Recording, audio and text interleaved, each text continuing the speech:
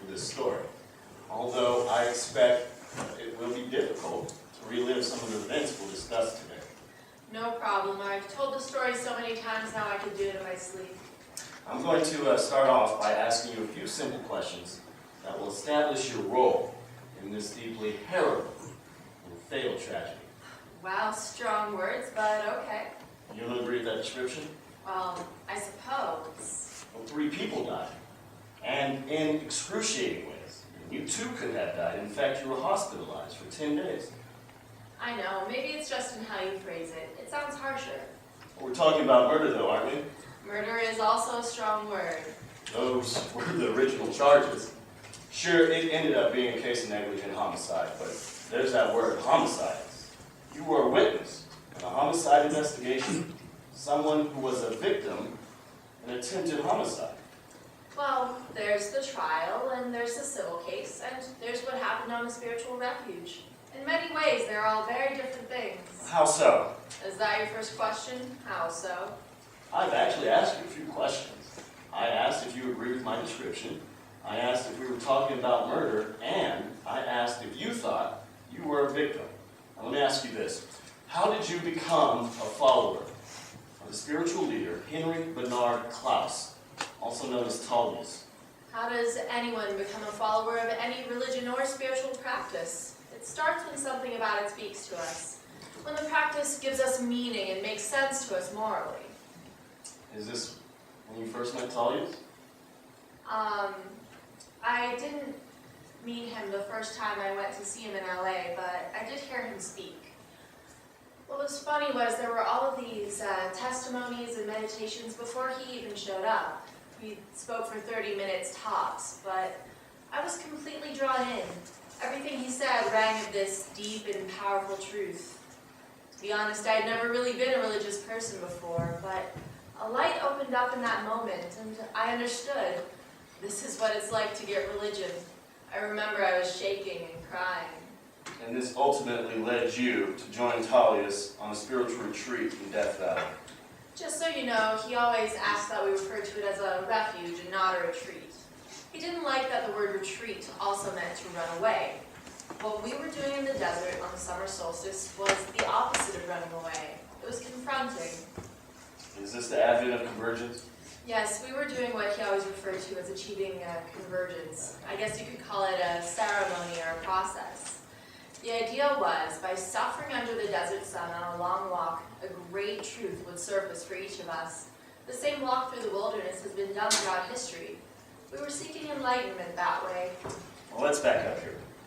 What makes this story so interesting is that Taalius had you fasting before you went on this walk through the sand dunes in Death Valley during the summer. He also denied you drinking water during the walk, and you only got to drink water once you were finished with the 7-mile trek through the dunes. What was going through your mind during all this? I thought, well, I believed in Taalius and what he was trying to do. He had this way of explaining how humans have divorced themselves from nature, how disconnected we are, how afraid we are to get out of our homes and cars and be out in the elements. But think about what he was doing. He was asking you and the other followers to fast, to not drink water, and to walk through the desert on a 120-degree day in the summer, where if you had water and proper nutrition, you could still die. And people did just that. I'm sorry, is there a question? Was there ever a point where you thought not to do the walk in the desert? Well, I was scared, but Taalius taught us to own our fear. He taught us that fear is sacred. I understand this, but was there ever a point where you thought not to do the walk in the desert? No, I admit that he held a very powerful sway over me. It will be easy for many of your viewers to judge me as foolish, but how many millions of them do the same thing? How many millions of them are religious? How many of them really follow the teachings of one man whom they consider to be a prophet, and they ignore everything else? They don't see the dark side of that. Are you talking about Christianity? I'm talking about everything. Well, as you know, we interviewed Taalius, who is serving his sentence in the California State Prison in Sacramento. I'd like to play a clip from that interview if I could. Come back and ask you a few more questions. Sure.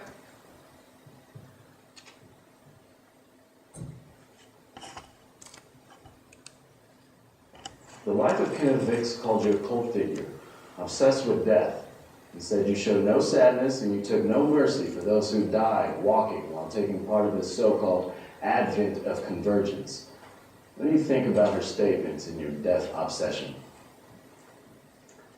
Well, I certainly don't agree with what she said. But death is, however, a big part of life. Mortality is what brings us spirituality and religion. If we did not know that we were going to die, we would not have heaven or hell. We probably would not have God. Mortality is what brings our lives meaning.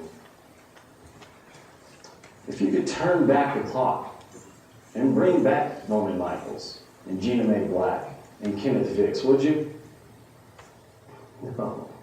Why not? I gave them a spiritual direction to take. They created their spiritual path. And that is how it ended. You'd have no interest in turning it back. None. None at all.